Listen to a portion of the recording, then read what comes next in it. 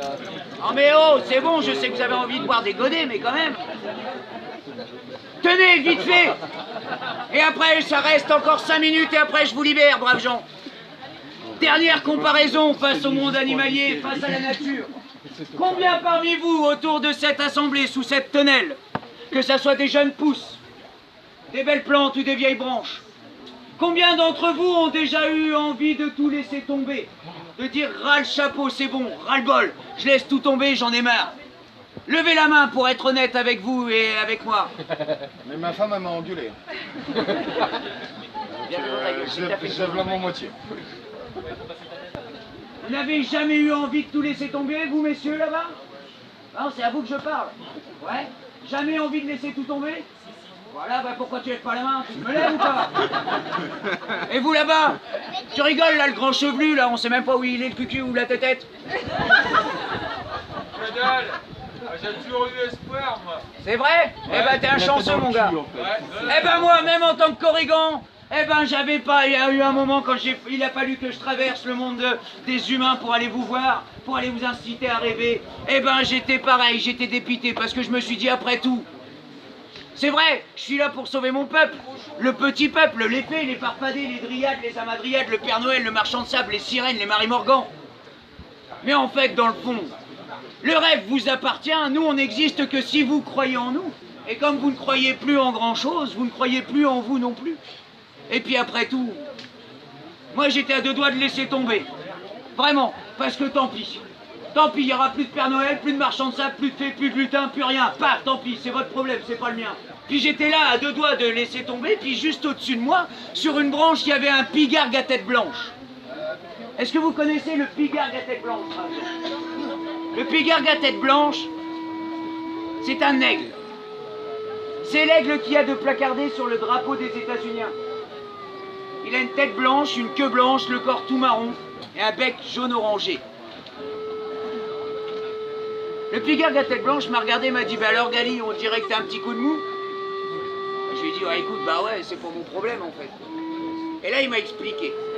Il m'a expliqué qu'en fait les pigargues à tête blanche, c'est les seuls rapaces de leur espèce à vivre jusqu'à 80 ans.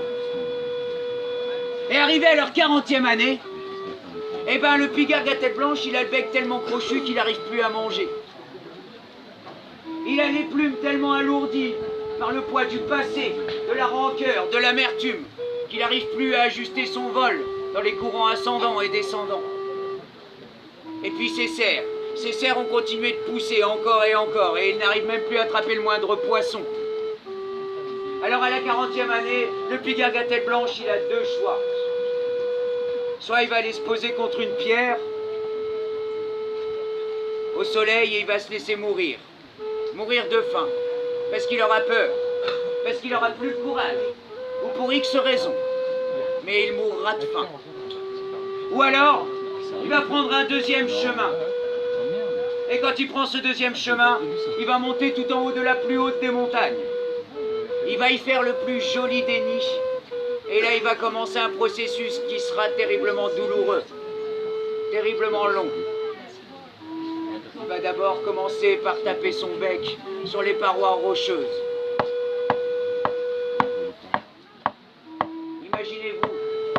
Imaginez-vous, vous cognez le crâne 6 heures par jour. Le bec du rapace se fend, saigne, ça lui résonne dans le crâne. Il a terriblement mal, il est épuisé. Mais il continue, parce que comme on appelle ça chez les humains, c'est un mal pour un bien. Alors il continue, encore. Et puis un beau matin, le bec est refait à neuf. Et grâce à ce bec refait à neuf, il va pouvoir se libérer des lourdes plumes du passé, de l'amertume, de la rancœur, des regrets, pour laisser place à de belles plumes bien lisses, bien neuves. Et puis, suite à ça, il va aller prendre du repos. Il va se concentrer. Il va se reposer, se concentrer. Et puis, une fois qu'il aura suffisamment de repos, de concentration, il va entamer la plus dure de ses étapes. Il va frotter ses serres sur le sol rocailleux, sur les rochers. Il va frotter ses serres en permanence. Imaginez qu'on vous arrache les ongles à vif. Pour le cerf, c'est exact. Pour l'aigle, c'est exactement pareil. Ses cerfs se retournent, il n'en peut plus, ses chevilles enflent. Il tient à peine debout. Mais il continue parce qu'il sait que c'est un mal pour un bien. Et puis, un beau matin, le bec refait à neuf, la plume lissée, les serres acérées. Le pigargue à tête blanche, lui, va monter sur la plus haute des montagnes. Il va se poser sur le plus joli des nids. Il va étendre ses ailes face au soleil. Il va regarder l'horizon comme s'il regardait son avenir. Et il prendra son envol pour les 40 prochaines années à venir. Alors que vous soyez de jeunes pousses, de belles plantes ou de vieilles branches. Je sais que la vie est pas facile. Je le sais qu'elle ne fait de cadeaux à personne et qu'elle n'épargne personne, pas même les corrigans. Mais dans les moments difficiles, quand vous êtes à deux doigts de baisser les bras, de tout laisser tomber, de désespérer, dites-vous que dans ce moment-là, vous êtes comme le pigargue à tête blanche, que vous êtes en train de vous faire le bec, les plumes et les serres. Et qu'à votre tour, et je vous le souhaite du plus profond de mon âme, et qu'à votre tour, vous monterez tout en haut de la plus haute des montagnes. Vous vous poserez sur le plus joli des nids. Et enfin, vous prendrez votre envol pour les 40 prochaines années qui suivront. Alors je sais que le monde des humains est compliqué, difficile, qu'il est difficile de garder ses rêves, ses projets. En attendant, ne désespérez pas, continuez de croire en l'humanité qu'il y a au fond de vous, parce qu'elle n'est pas perdue. Continuez de rêver, n'ayez pas peur de la différence. La preuve, je suis là à vous parler depuis un quart d'heure et vous avez vu ma tronche. C'est pas parce qu'on est moche qu'on est méchant, qu'on est différent. Sinon, il y en a une paire ici qui serait méchant, je vous le dis. En tout cas, braves gens, je vous incite fortement à prendre le temps. Prendre le temps d'apprécier une brise, vous caresser la joue. Prendre le temps d'apprécier un rayon de soleil pour réchauffer le cœur. Prendre le temps de voir une fleur et de la laisser là pour le prochain promeneur. Prendre le temps de rêver. Et puis peut-être, la base de tout, de prendre le temps de dire aux gens que vous aimez, que vous les aimez. Parce que malheureusement, c'est pas une fois partis qu'il faudra les pleurer, mais c'est bel et bien une fois vivants qu'il faudra les aimer. Je vous remercie d'avoir écouté les contes du Corrigan.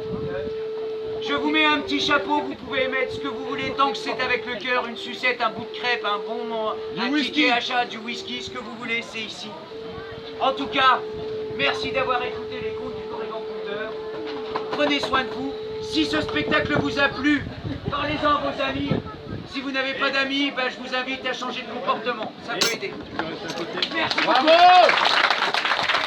Et merci à notre ami qui m'a accompagné parce qu'on ne se connaît pas et c'était super cool. Merci mon ami. Merci beaucoup. Prenez soin de vous, soyez heureux.